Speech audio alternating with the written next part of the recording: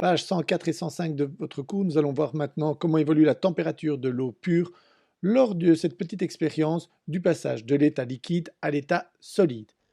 Pour étudier la solidification d'un corps pur, nous allons étudier celle de l'eau distillée. Un corps pur, c'est-à-dire un corps qui n'est pas un mélange, hein.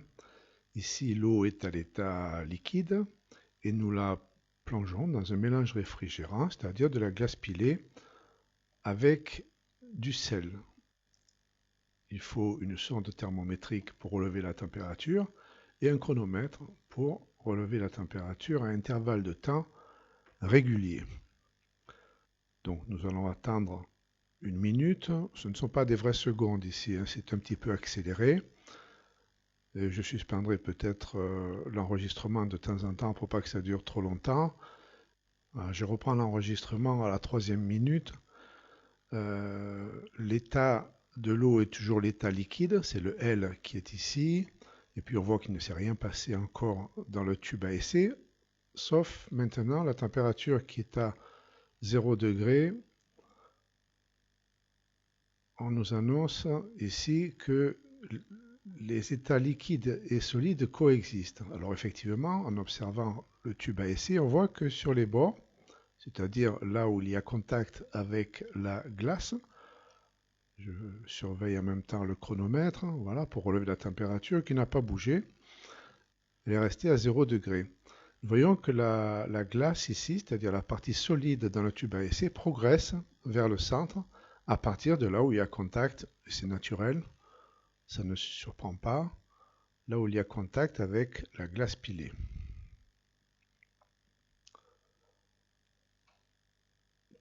La température reste à 0 degré tant que les deux états coexistent. Nous allons attendre que tout soit congelé, qu'il n'y ait plus que l'état solide qui ne saurait tarder.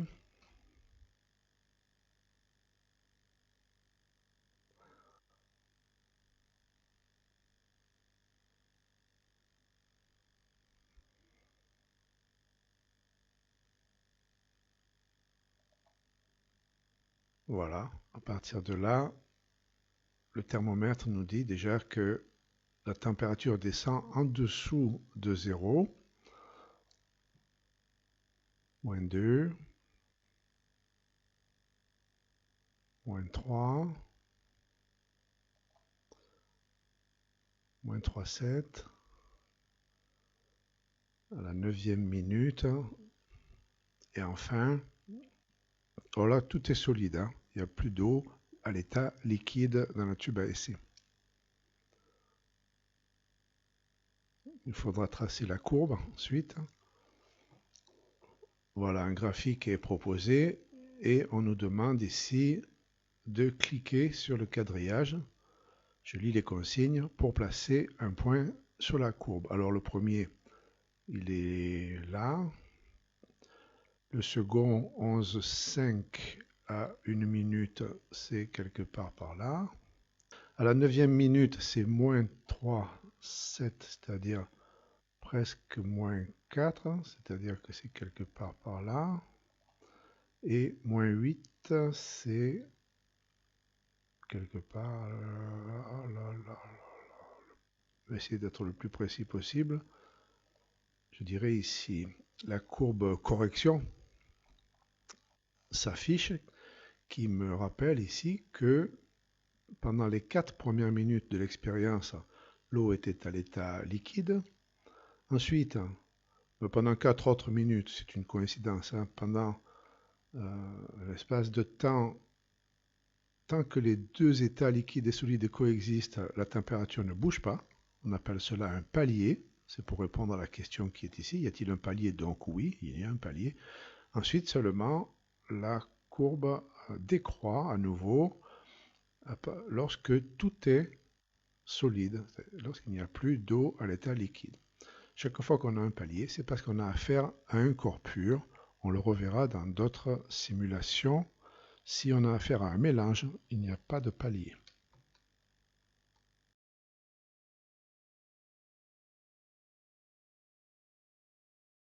Voici le tableau des températures à compléter. Et maintenant, qu'observes-tu à partir de ce tableau?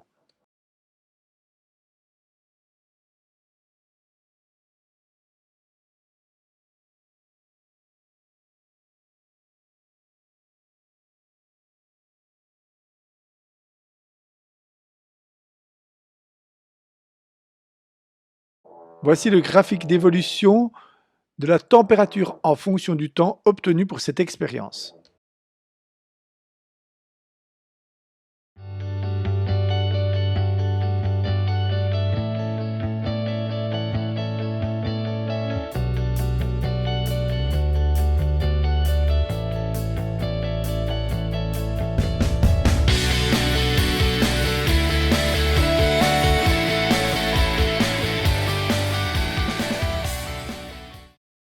Nous allons étudier ici l'évolution de la température de l'eau au cours de sa fusion. Il s'agit donc d'avoir de la glace au départ et de l'eau liquide à l'arrivée. C'est la fusion, hein. Nous allons donc placer la glace pilée dans l'eau tiède pour accélérer le processus, mesurer les températures avec un thermomètre et un chronomètre pour les durées, pour relever cette température chaque minute. Donc, voyons au départ que la glace pilée était à la température de moins 10 degrés Celsius. Le thermomètre nous indique que la température, tout naturellement, augmente.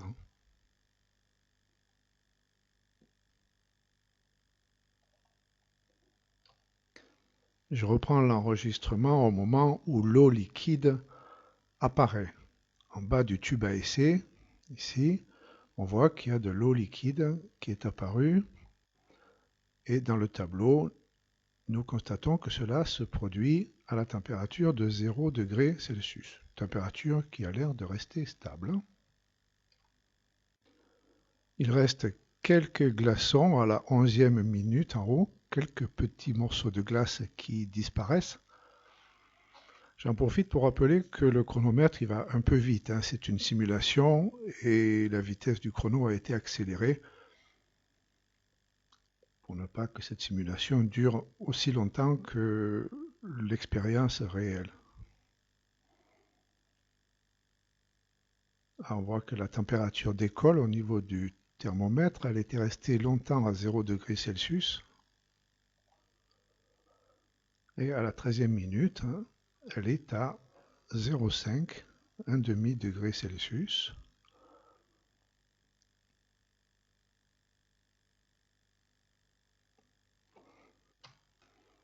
Voilà, l'expérience se termine maintenant.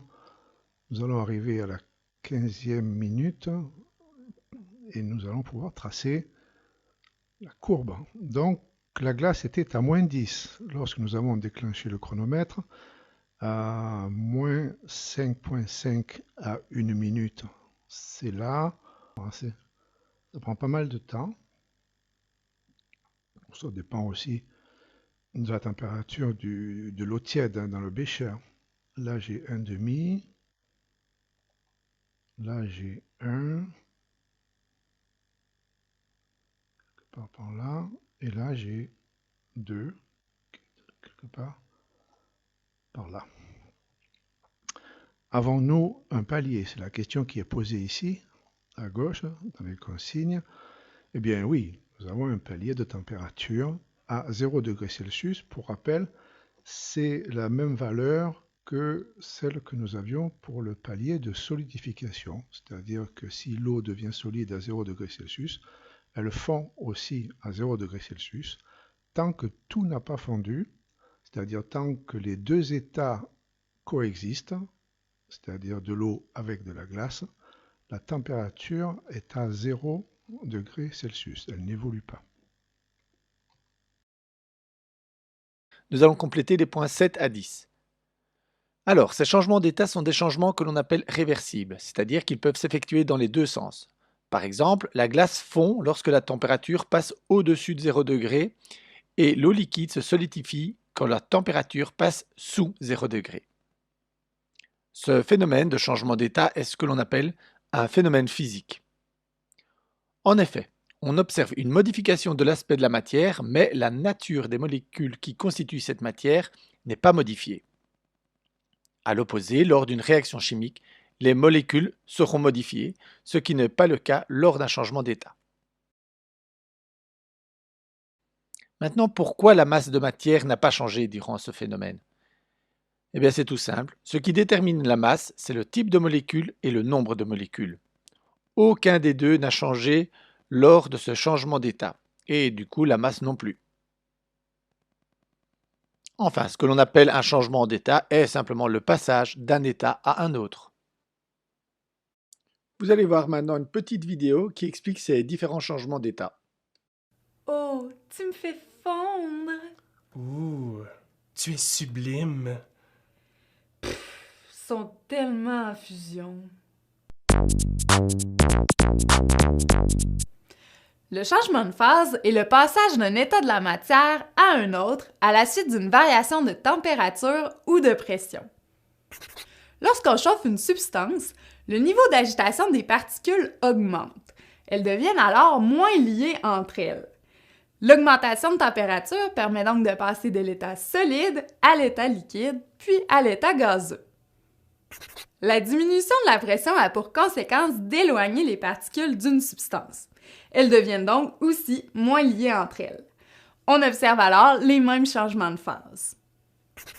Parmi ces changements se trouve la fusion, qui est le passage de l'état solide à l'état liquide. La neige qui fond en est un exemple. Le passage de l'état liquide à l'état gazeux se nomme la vaporisation.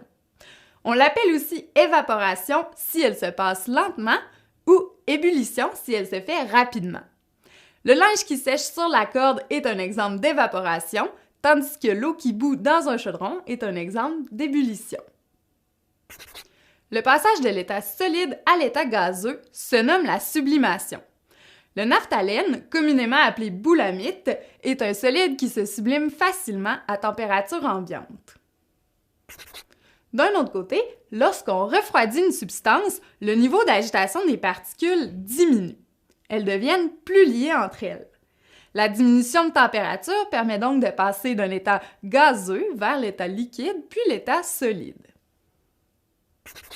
L'augmentation de pression a pour conséquence de rapprocher les particules afin qu'elles soient plus liées entre elles. Elle permet les mêmes changements de phase.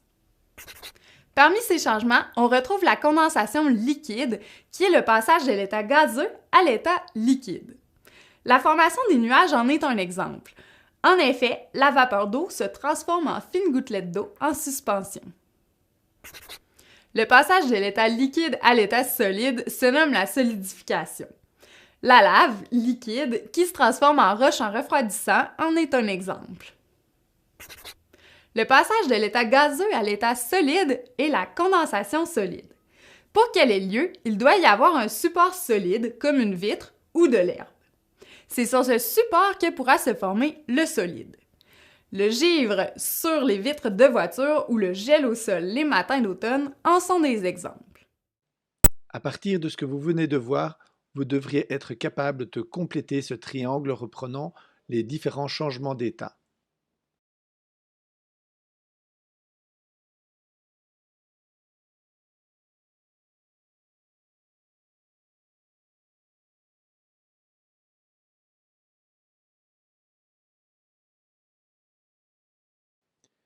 Page 109, je vous laisse maintenant compléter le va à l'essentiel qui reprend un petit peu tout ce que l'on vient de voir. Normalement, vous devriez être capable également de pouvoir répondre aux questions de la page 109 à 111 concernant tout ce petit chapitre. Bon courage!